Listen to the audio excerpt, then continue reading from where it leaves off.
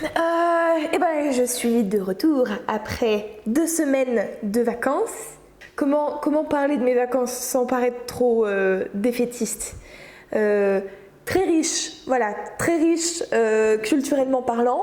J'ai d'ailleurs prévu de faire une vidéo pour expliquer un peu la démarche et peut-être aussi pourquoi j'ai fait ce road trip là et les thèmes qui étaient, pour ceux qui me suivent peut-être pas sur Instagram, qui étaient la première et seconde guerre mondiale, donc extrêmement riche. Faut savoir que on est passionné de cette époque-là, passionné de musées et de culture. Du coup, c'est vraiment des choses qu'on aime énormément faire. Et du coup, ouais, c'est vrai que c'était des vacances, en tout cas au niveau du bagage culturel, très bien. Après, je ferai certainement une vidéo sur ma santé mentale, mais quand je me sentirai beaucoup plus sereine à en parler. Pour le moment, c'est pas du tout d'actualité, donc on attendra un petit peu. Du coup, aujourd'hui, j'avais envie de parler colo. Donc c'est pas vraiment un vlog parce que je vais juste vous parler là maintenant face cam. Pour ceux et celles qui n'auraient pas, je sais pas, eu l'information, mais je crois que j'en parle quand même depuis un petit moment, donc je pense que c'est à peu près clair. Je pars en colo cet été au mois de juillet pendant 2 semaines et c'est une colo itinérante Croatie-Monténégro avec un groupe de 16 ados de 16 ans. En vrai, alors je suis assez contente. C'est vrai que l'année dernière, le centre était... c'était un centre en dur, pas en itinérance du coup. Faut savoir que je devais faire ça parce que je devais valider mon BAFD. D'ailleurs, je vais y revenir, mais... et pour valider les stages du BAFD, il faut faire 2 stages dans la formation BAFD de 14 jours en France. Donc les séjours itinérants à l'étranger, ça ne compte pas. On ne peut pas valider un BAFD avec les séjours à l'étranger. Or, il se trouve que c'est ce que je préfère faire. Parce que c'est là où je trouve on a une meilleure osmose en fait dans le groupe, due à pas mal de dynamiques. La dynamique principale d'un groupe en itinérance, c'est le fait que justement on ne peut pas s'attacher à des lieux. Quand vous êtes dans un centre en dur, le groupe en fait prend ses marques et prend ses marques en priorité dans le lieu. Et du coup, n'a pas forcément besoin du groupe pour se sentir à l'aise. Et dans un séjour en itinérant, d'autant plus dans un pays étranger avec une langue étrangère, etc., les jeunes ont besoin en fait de repères et les seuls repères qu'ils peuvent avoir, c'est le groupe. Donc du coup, ça resserre en fait les liens et l'expérience humaine en fait derrière est beaucoup plus riche. Et du coup, c'est beaucoup plus facile d'avancer avec un groupe qui est vraiment très, très soudé. De plus, j'ai fait une réunion d'information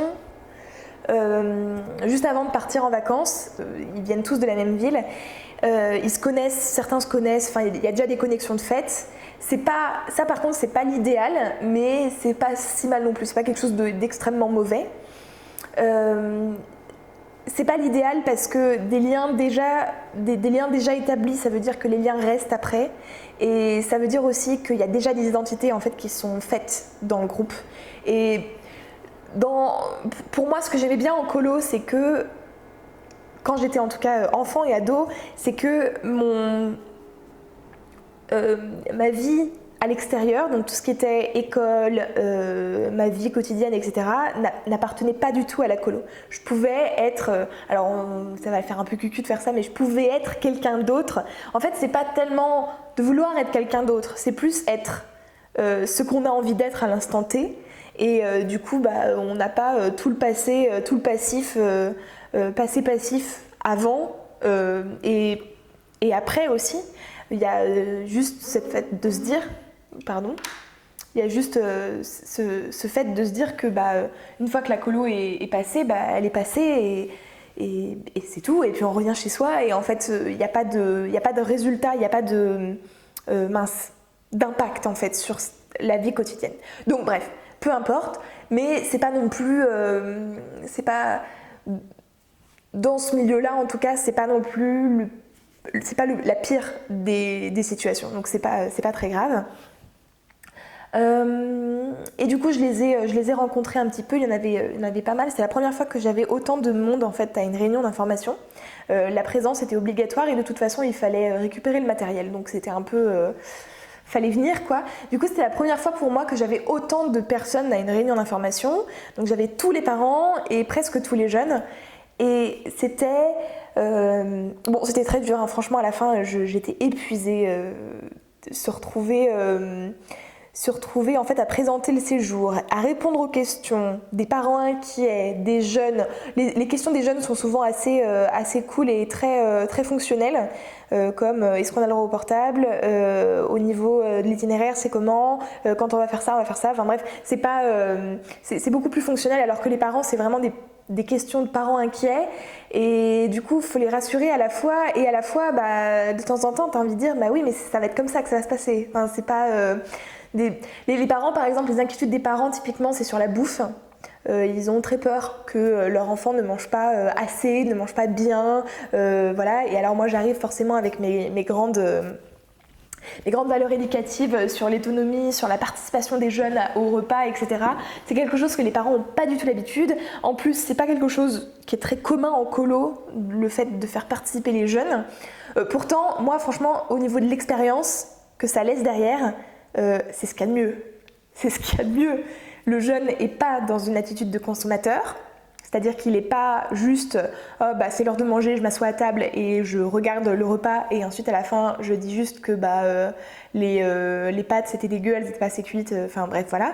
Quand c'est les jeunes qui font les menus, qui vont faire les courses, qui préparent à manger, qui servent à manger, qui débarrassent, qui vont faire la vaisselle, etc., il y a tout de suite une vision en fait de ce que c'est, que effectivement la bouffe en collectivité avec un budget donné, parce que le budget n'est pas limité, hein, faut pas, mais bien sûr que le budget normalement est censé être suffisant, mais le budget n'est pas illimité, donc forcément ça reste quand même de la nourriture de collectivité. Alors en plus en camping c'est pas non plus le top du top quoi. Je veux dire c'est très rare quand même d'arriver à faire des plats incroyables avec des réchauds et des popotes, mais peu importe. Mais n'empêche que les jeunes du coup s'impliquent et en fait à plusieurs on est plus fort. Donc à plusieurs, on arrive à trouver des idées, des plats qui changent de l'ordinaire. Et au début, les jeunes sont un peu frileux et ne se prononcent pas trop et sont plutôt suiveurs. Ce que je fais basiquement, en fait, c'est que je répartis les jeunes en groupes de vie avec un animateur référent, une animatrice référente. Et en fait, chacun leur tour, ils vont devoir, chaque jour, en fait, un jour, un groupe, vont devoir du coup préparer les repas, avoir dans la tête le fait que, ok, il y a les repas à préparer. Et au début, c'est vrai qu'il vaut mieux préparer des menus, il vaut mieux que l'animateur ou l'animatrice soit un peu moteur en fait, mais très rapidement, je pense au bout d'une semaine, les jeunes prennent le relais et concrètement on arrive au supermarché et ils disent en fait on a envie de faire du chili con carne, donc du coup là on a vu les boîtes de conserve, là il y a ça, peut-être qu'on pourrait rajouter ça, peut-être qu'au lieu de prendre cette sauce là on pourrait rajouter ça, et ah oui, et pour ceux qui mangent pas de viande, il y a ça, j'ai vu peut-être qu'on pourrait échanger, on pourrait mettre ça, on pourrait prendre du pain, on pourrait prendre... Voilà, et du coup il y a une vraie implication qui se passe. Et comme c'est groupé, c'est-à-dire que ça repose pas que sur une personne, ça repose vraiment sur un petit groupe, du coup ça permet d'être extrêmement dynamique, réactif aussi au niveau des quantités, etc. Négocier avec un cuisinier, c'est un vrai travail. Négocier, gérer un cuistot en colonie, c'est un vrai travail, alors que là, les cuistots, c'est nous. Donc du coup, si les quantités n'étaient pas assez bonnes, n'étaient pas assez grandes, le lendemain, c'est rectifié directement. C'est vraiment très réactif. Et pour l'avoir vécu plusieurs fois, pour l'avoir mis en place vraiment beaucoup de fois, dans des conditions parfois pas au top du top, je pense notamment en camping avec du matériel comme il peut être en camping en collectivité, ça marche extrêmement bien, ça fait vraiment au niveau de la vie quotidienne, ça anime les temps de vie quotidienne et c'est vraiment tip top. Mais quand on commence à parler de ça avec les parents, là ça fait la tronche quoi. ça fait la tronche parce que c'est complètement nouveau, parce que après les parents c'est vrai qu'on tendance à penser que leurs enfants ne sont pas du tout capables de faire ce genre de choses, ce qui est complètement faux. Enfin je veux dire, c'est pas sorcier et de toute façon, comme je le disais, c'est pas une responsabilité individuelle, c'est une responsabilité de groupe et c'est complètement différent au niveau du positionnement du jeune, c'est extrêmement différent. Donc voilà, et j'ai jamais eu de problème, j'ai jamais eu aucun problème à investir en fait les jeunes dans la préparation des repas. Voilà, donc ça c'était le genre de question des parents inquiets et en fait c'est quelque chose, pour moi je vois ça comme quelque chose de très futile parce que bah oui non mais c'est bon, ils vont manger vos enfants, enfin je veux dire ils vont pas mourir de faim, il n'y a pas de risque avec la nourriture mis à part peut-être une intoxication alimentaire par exemple, mais enfin au final les questions ne portaient absolument pas sur l'intoxication alimentaire, elles portaient uniquement sur le fait que il faut qu'ils mangent assez, est-ce que vous êtes sûr qu'ils sont capables de faire ça, est-ce que voilà, donc c'était vraiment le décalage qu'il y avait entre moi, ma façon de voir les choses, ce que je sais que les jeunes sont capables de faire et ce que l'image en fait qu'ont les parents de la colo et de leurs jeunes, ça fait un... Oula, reste là.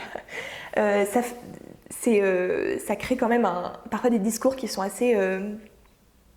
parfois assez compliqués, hein, des discussions un peu surréalistes avec... Par exemple, une maman en fait qui m'a dit mais vous allez quand même pas faire des plats à la carte.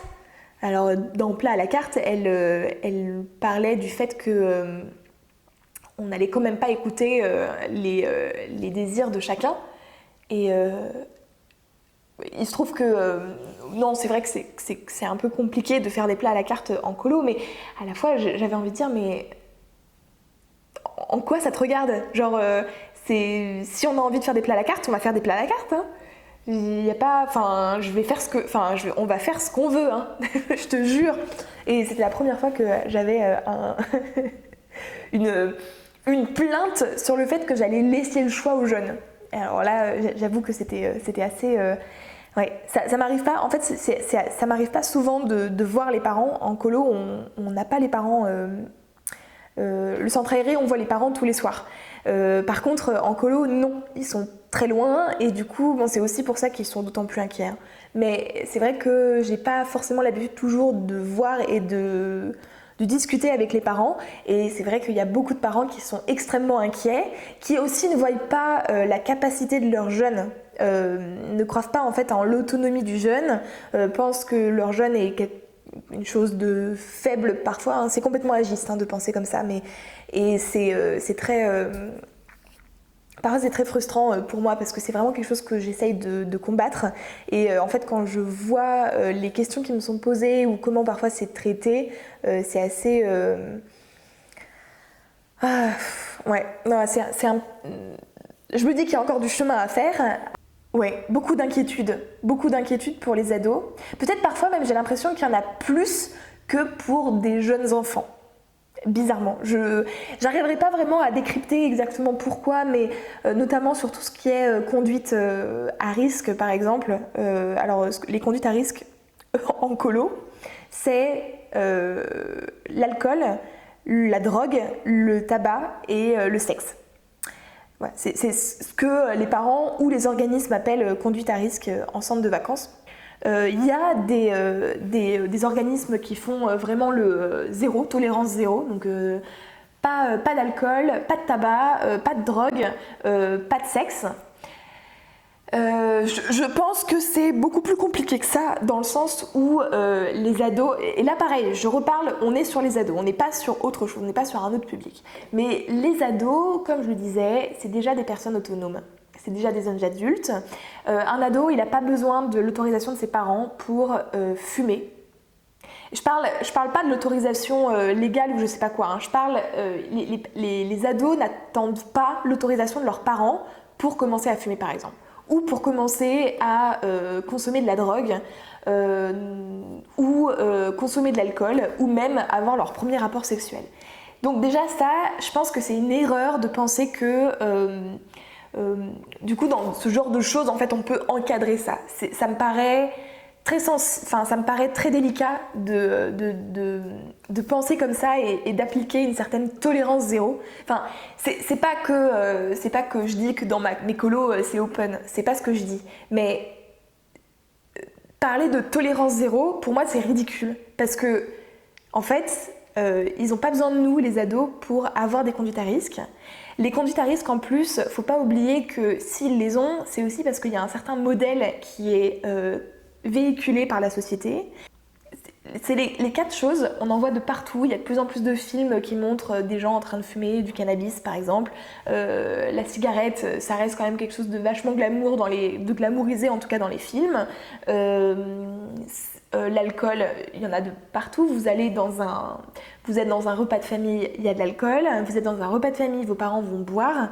Et je trouve ça assez de mauvaise foi en fait d'appliquer une tolérance zéro pour des jeunes qui dans quelques années, je veux dire à 16 ans, dans 2 ans on est majeur et dans 2 ans on fait ce qu'on veut. Voilà, donc moi je trouve que là il y a un paradoxe et que appliquer une certaine tolérance zéro c'est vraiment se voiler la face, c'est vraiment faire non je vois pas les conduites à risque, je les vois pas, alors qu'elles sont là, c'est-à-dire qu'il y a des jeunes qui arrivent en colo et qui sont consommateurs de tabac, consommateurs de drogue, consommateurs d'alcool et peut-être sont déjà actifs sexuellement. Par rapport au niveau de la sexualité, je vais pas en parler trop dans cette vidéo parce que j'aimerais bien en faire une vidéo à part entière. Moi j'appelle pas le sexe une conduite à risque, c'est pas une conduite à risque, c'est autre chose, mais c'est pas une conduite à risque. Et je vais pas plus m'étendre sur le sujet. Et pour ce qui est du reste, donc qui sont celles-là, je trouve beaucoup plus risquées parce que dangereuses pour la santé et destructrices et aussi avec une certaine dépendance, etc. Alors les gens vont me dire oui mais on peut être dépendant au sexe, oui mais enfin bon vous voyez ce que je veux dire, enfin quand on se met à fumer on arrive très vite dans la dépendance alors qu'en fait on fait l'amour tout au long de notre vie et on n'est pas forcément dépendant au sexe ou au porno ou je sais pas quoi. Du coup en fait moi je vois plus au cas par cas, c'est-à-dire que je n'ai pas dans mes projets pédagogiques par exemple, je ne parle jamais de conduite à risque, tout simplement parce que tu ne sais jamais quel public tu vas avoir en face de toi.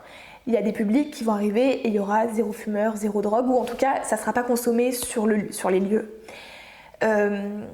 Et dans ce cas, c'est très bien. Enfin, c'est très bien, c'est plus simple. Mais on arrive et il y a un jeune qui fume, par exemple, on va parler de quelque chose d'assez basique et qui arrive assez fréquemment, et d'ailleurs j'en ai dans ma colo cette année, un jeune qui arrive et qui fume. Voilà. Bah c'est comme ça en fait, il fume. Il fumait déjà avant, il fumera après. On va pas c'est se voiler la face que de penser que le fait de ne pas fumer pendant 2 semaines, après il va arrêter. C'est juste que ça va le frustrer. On sait tous que, étant ancienne fumeuse, je veux dire, je le sais que ne pas fumer pendant 2 semaines, c'est juste une horreur. Donc c'est vraiment, je trouve que c'est vraiment pas le prendre dans le bon sens que de penser que ah oui mais on va lui interdire de fumer, c'est tolérance zéro, comme ça c'est bon, on gère pas et tout. Je trouve que c'est trop simple et c'est vraiment se voiler la face sur les problèmes. Après, moi par exemple,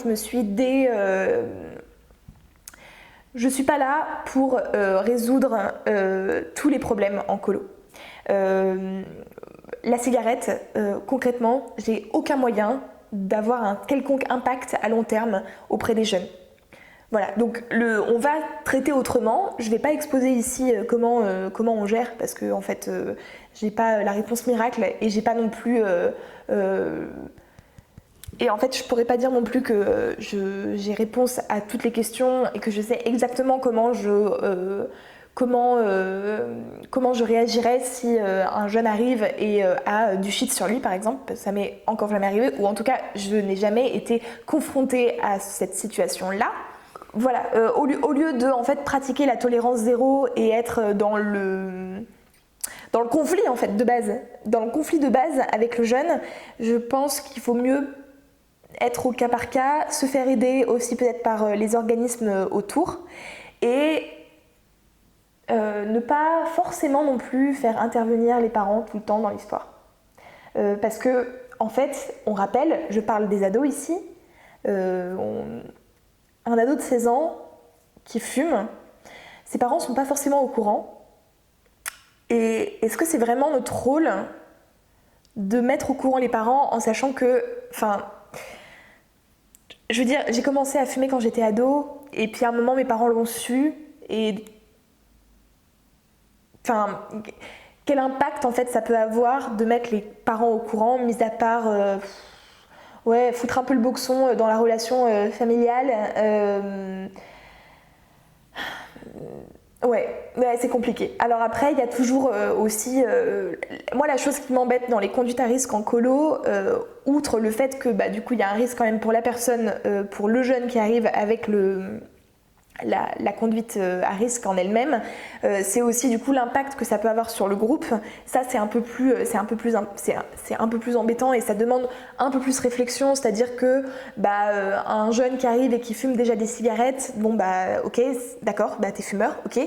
Et en fait, par contre, quelqu'un qui arrive non fumeur et qui repart fumeur, ça me paraît, là pour le coup, ça me paraît un peu plus embêtant. Et du coup, ça veut dire aussi que l'image en fait de la conduite à risque est pas la bonne. C'est-à-dire que quelqu'un qui commence à fumer parce que il était pote avec quelqu'un qui fumait lui-même et que du coup il a commencé, etc.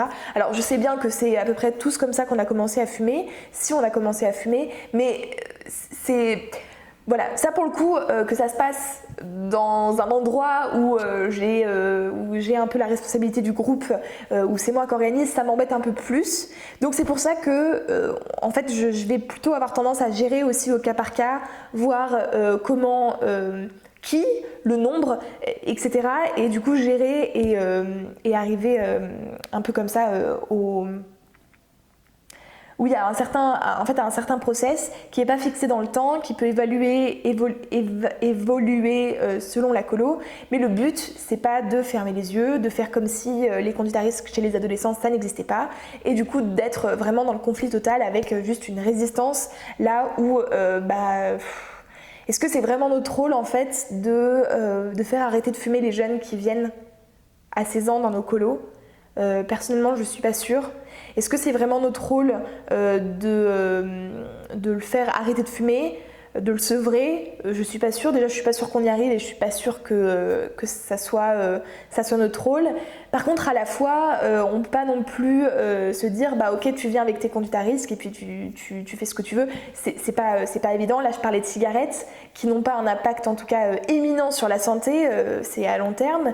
Mais par contre, fumer un joint, ça peut être dangereux. J'ai rarement des problèmes, en fait je n'ai jamais eu jusqu'à là des problèmes avec l'alcool et la drogue. Les problèmes avec la cigarette, enfin problèmes en tout cas des fumeurs, oui. Concrètement, dès qu'on est dans des tranches d'âge ado, il y a des fumeurs dans les groupes. C'est comme ça et il faut faire avec en fait. C'est plus comme ça. Et pour ce qui est du sexe, j'y reviendrai dans une vidéo vraiment spécifique là-dessus parce qu'il y a vraiment beaucoup de choses à dire et peut-être plus à expliquer, mais c'est pareil en fait. Le sexe en colonie de vacances, ça existe très peu. On a l'impression que les ados sont tous des chauds lapins, mais en fait c'est pas le cas. On reste quand même dans un milieu collectif où c'est difficile d'avoir un peu d'intimité déjà personnelle. Alors en plus à deux, c'est vraiment compliqué. Et ça reste que, oui, généralement un rapport sexuel ça se fait à deux. Surtout à cet âge-là, généralement on est plutôt sur quelque chose de très basique. Et faut trouver un partenaire. Et ça, c'est pas forcément automatique. Voilà, donc j'en suis à peu près à là. Ces conduites à risque, en fait, j'y pense parce que du coup, la colo démarre bientôt et que c'est toujours des réflexions que j'ai. En fait, j'essaye vraiment d'être plus claire avec moi-même pour pouvoir du coup être plus rapide et plus réactive en fait en cas. Je vais m'arrêter pour aujourd'hui, je pense que j'ai suffisamment parlé, c'était un peu un update réflexion sur l'animation. À propos, j'ai validé mon BAFD et dans le cadre du BAFD, j'ai dû écrire un bilan de formation. Ce bilan de formation, il retrace mon évolution et mon évolution de pensée, de ce que j'ai mis en place, etc. Donc c'est un document qui me paraît assez intéressant. Il n'est pas forcément écrit de façon très ludique, enfin, ça reste quand même un document de 30 pages. Mais je me suis dit que peut-être que pour des personnes que ça intéresserait de savoir un peu mon historique, de comprendre un peu mon raisonnement, ou même qui prévoient de passer leur BAFD et qui voudraient du coup voir ce que c'est qu'un bilan de formation, et écoutez, envoyez-moi un mail et je vous l'enverrai. C'est un document que je ne veux pas mettre en ligne, je préfère l'envoyer comme ça à une personne précise. Donc voilà, envoyez-moi un mail et je vous le ferai suivre. Voilà, je vais m'arrêter là. Je vous dis du coup à la semaine prochaine pour une prochaine vidéo. Ciao!